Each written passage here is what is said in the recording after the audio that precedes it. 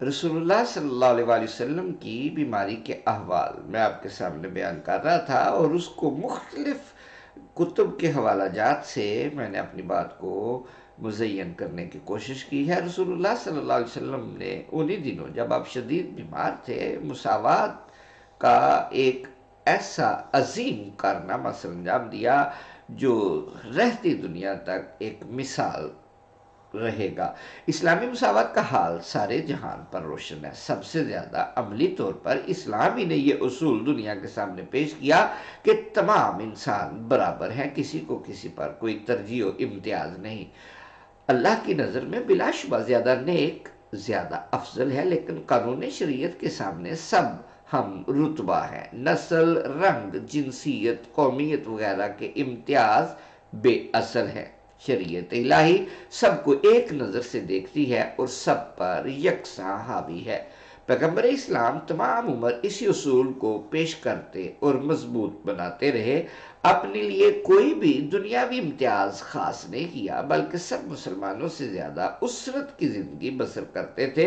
حتیٰ کہ اب جب پیمانہ حیات لبریز ہو چکا تھا تو چلتے چلاتے اس ذری اصول کی ایک مرتبہ پھر نہایت مؤثر طور پر تبلیغ ضروری سمجھی۔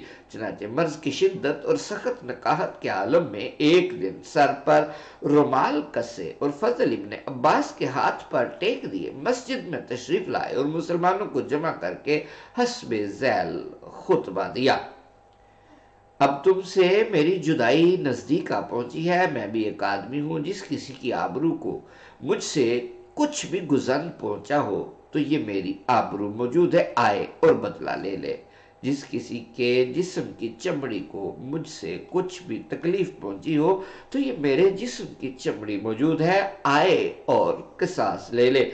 جس کسی کے مال کو مجھ سے کچھ بھی نقصان پہنچا ہو تو یہ میرا مال موجود ہے، آئے اور اس میں سے لے لے۔ خوب اچھی طرح سمجھ لو، تم میں میرا سب سے زیادہ خیر خواہ وہی ہے جس کا اس قسم کا کوئی حق مجھ پر ہو اور وہ مجھ سے وصول کر لے یا معاف کر دے، تاکہ تمام مطالبوں سے آزاد ہو کر میں اپنے پروردگار کے حضور میں پہنچوں۔ دیکھو، کوئی یہ خیال نہ کرے کہ میں رسول اللہ کے بغض و عداوت سے ڈرتا ہوں۔ یہ دونوں باتیں نہ میری طبیعت سے ہے نہ میری عادت میں داخل ہے۔ جو شخص کسی بات میں بھی اپنے نفس سے مغلوب ہو گیا ہو وہ بھی آئے اور مجھ سے مدد مانگے تاکہ میں اس کے حق میں دعا کر دوں۔ یہ سن کر ایک شخص کھڑا ہو گیا اور کہنے لگا، آپ کے پاس ایک سائل آیا تھا اور آپ نے اسے کچھ دینے کا مجھے حکم دیا تھا، میں نے اسے 3 درہم دیے تھے۔ فرمایا، سچ ہے، فضل اسے دے دو۔ پھر ایک اور شخص اٹھا، یا رسول اللہ، میں بخیل ہوں، میں منافق ہوں، میں بزدل ہوں، میں بہت سونے والا ہوں، میں بڑا ہی جھوٹا ہوں۔ دعا کیجئے کہ مجھ سے نفاق، بخل، بزدلی، نیند اور جھوٹ دور ہو جائے۔ آپ نے اس کے حق میں دعا شروع کی، اے اللہ، اسے ایمان اور سچائی بخش، اس سے نیند اور بخل دور کر دے اور اس کے دل کو بہادر بنا دے۔ یہ جو روایت ہے یہ کنز العمال سے پیش کی ہے۔ حضرت فضل کہتے ہیں کہ اس کے بعد میں نے جنگ میں دیکھا کہ اس سے زیادہ جری اور اس سے زیادہ بہادر اور اس سے کم سونے والا ہماری فوج میں کوئی نہ تھا۔ پھر ایک عورت نے پکار کر کہا، یا رسول اللہ، مجھ میں یہ عیب ہیں۔ اپنی زبان کی طرف اشارہ کیا، دعا کیجئے کہ یہ سب عیب دور ہو جائیں۔ اس سے آپ نے فرمایا، عائشہ کے گھر جا کر میرا انتظار کر۔ چنانچہ آپ جب مسجد سے فارغ ہو کر حضرت عائشہ کے حجرہ میں تشریف لے گئے تو اپنا عصا مبارک اس کے سر پر رکھا اور دعا شروع کی۔ حضرت عائشہ کہتی ہیں کہ وہ دیر تک سجدے کرتی رہی۔ آپ نے فرمایا، خوب دراز سجدے کر، کیونکہ بندہ اللہ سے سب سے زیادہ قریب سجدہ کی ہی حالت میں ہوتا ہے۔ حضرت عائشہ کہتی ہیں، بخدا وہ میرے پاس سے گئی بھی نہ تھی کہ رسول اللہ صلی اللہ علیہ وسلم کی دعا کا اثر اس میں مجھے نظر آنے لگا۔ پھر تو اس کی یہ حالت ہو گئی کہ خود مجھے نصیحت کیا کرتی تھی، عائشہ اپنی نماز اچھی طرح ادا کیا کرو۔ یہ ابو جعلہ، طبرانی، بہقی اور خصائص اور ابن سعد میں ذکر ہے۔ انصار سے ان کے اخلاص، محبت، پاک دلی اور فدائیت کی وجہ سے آپ کو جو محبت تھی سب کو معلوم ہے، یہ محبت ہمیشہ بڑھتی ہی رہی اور آخر دم تک اس میں ذرہ بھی کمی نہیں ہوئی۔ آپ پہلے بھی مجھ سے سن چکے ہیں کہ آغاز مرض والے خطبہ میں مسلمانوں کو انصاریوں سے حسن سلوک کی کتنی تاکید فرمائی تھی۔ دوران مرض بھی بار بار ان کی محبت کا جوش اٹھتا تھا اور برابر ان کا ذکر خیر کیا کرتے تھے۔ چنانچہ ایک دن سر پر رومال باندھے برآمد ہوئے تو دروازہ پر انصاری مردوں، عورتوں اور بچوں کا ہجوم دیکھا۔ یہ آپ کی بیماری سے سخت مضطرب و پریشان تھے۔ آپ ان کے معصوم مگر خوشبندہ چہرے دیکھ کر بے چین ہو گئے اور بڑے جوش سے فرمانے لگے، قسم ہے اس ذات کی جس کے ہاتھ میں میری جان ہے، اے انصار، میں تم سے بڑی ہی محبت کرتا ہوں۔ پھر مسلمانوں کی طرف مخاطب ہوئے اور فرمایا، انصاریوں نے تو وہ سب بے باک کر دیا جو ان کے ذمہ تھا، لیکن تمہارے ذمہ ان کے تمام حقوق باقی ہیں۔ دیکھو، ان کے نیکوں سے نیکی کرنا اور بدوں سے درگزر کرنا۔ ایک اور موقع پر ایسا ہوا کہ حضرت ابوبکر اور حضرت عباس رضی اللہ عنہما دونوں انصاریوں کی ایک بیٹھک کی طرف سے گزرے تو وہ زارو قطار رو رہے تھے۔ انہوں نے سبب پوچھا تو کہنے لگے، ہمیں رسول اللہ صلی اللہ علیہ وسلم کی صحبتیں یاد آتی ہیں۔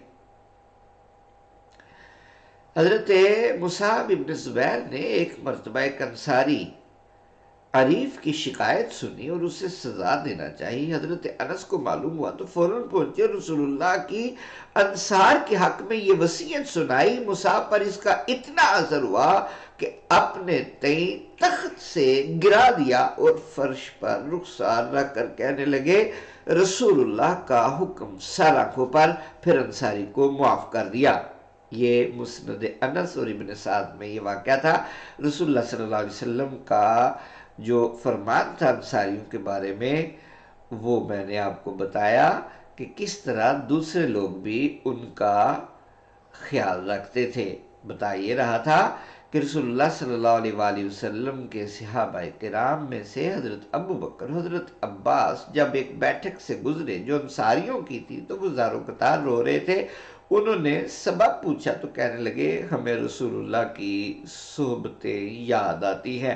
دونوں صحابیوں نے لوٹ کر حضرت کو اس واقعہ کی اطلاع دی۔ آپ نہایت متاثر ہوئے، کندھے پر چادر ڈالے، فرق مبارک پر سیاہی مائل بھوری پٹی باندھے، فوراً برآمد ہو کر ممبر پر بیٹھ کے اور حمد و ثنا کے بعد فرمایا، اما بعد، میں تمہیں انصار سے حسن سلوک کی وصیت کرتا ہوں۔ وہ میرا صندوق اور تھیلی تھے، انہوں نے وہ سب ادا کر دیا جو ان کے ذمہ تھا، لیکن تمہارے ذمہ ان کے تمام حقوق باقی ہے۔ سب لوگ زیادہ ہو جائیں گے مگر انصار کم ہوتے رہیں گے، یہاں تک کہ کھانے میں نمک کی طرح رہ جائیں گے۔ پس تم میں جو کوئی ایسا مرتبہ پائے جس میں کسی کو وہ نفع نقصان پہنچا سکتا ہو تو اسے چاہیے کہ انصار کے اچھوں سے اچھا سلوک کرے اور بروں کو معاف کر دے۔ ایک اور موقع پر انصار آپ کی بڑھتی ہوئی بیماری کا حال سن کر مسجد میں جوک در جوک اکٹھے ہو گئے اور بے چینی ظاہر کرنے لگے۔ کسی نے آ کر خبر دی کہ انصار مسجد میں جمع ہیں اور رو رہے ہیں۔ فرمایا، کیوں روتے ہیں؟ بتایا گیا، آپ کی وفات سے خائف ہیں۔ اسی اثناء میں حضرت عباس آ گئے اور عرض کرنے لگے، مسجد میں انصار جمع ہیں۔ پھر فضل ابن عباس یہی خبر لائے، پھر حضرت علی نے بھی آ کر یہی کہا۔ اس پر آپ بے چین ہو گئے، سر میں بہت درد تھا، نقاہت سے زمین پر پاؤں نہ ٹکتے تھے مگر اٹھے اور حضرت علی اور فضل کے گلے میں بائیں ڈال کر بڑی جد و جہد سے مسجد میں تشریف لے گئے۔ مسلمانوں نے اپنے نبی کو دیکھا تو دوڑ پڑے۔ آپ نے حمد و ثنا کے بعد خطبہ دیا، لوگو، مجھے معلوم ہوا ہے کہ تم اپنے نبی کی وفات سے بہت ڈرتے ہو، لیکن کیا مجھ سے پہلے کوئی نبی بھی اپنی امت میں ہمیشہ زندہ موجود رہا ہے کہ میں تم میں ہمیشہ جیتا رہوں؟ لوگو سنو، میں اپنے رب سے جلد مل جانے والا ہوں اور تم سب بھی اس کے پاس پہنچنے والے ہو۔ میں تمہیں مہاجرین اولین سے اچھے برتاؤ کی وصیت کرتا ہوں۔ خود مہاجرین کو میری وصیت یہ ہے کہ آپس میں نیک سلوک کرتے رہے، کیونکہ اللہ تعالیٰ فرماتا ہے وَالْعَصْرِ إِنَّ الْإِنسَانَ لَفِي خُسْرٍ إِلَّا الَّذِينَ آمَنُوا وَعَمِلُوا الصَّالِحَاتِ وَتَوَاصَوْا بِالْحَقِّ وَتَوَاصَوْا بِالصَّبْرِ۔ اور اے لوگو، میں تمہیں انصار سے مہربانی کی وصیت کرتا ہوں، یہ وہی ہیں جو تم سے پہلے ہی ایمان لائے ہیں۔ کیا انہوں نے اپنے رزق میں تمہارا حصہ نہیں لگایا؟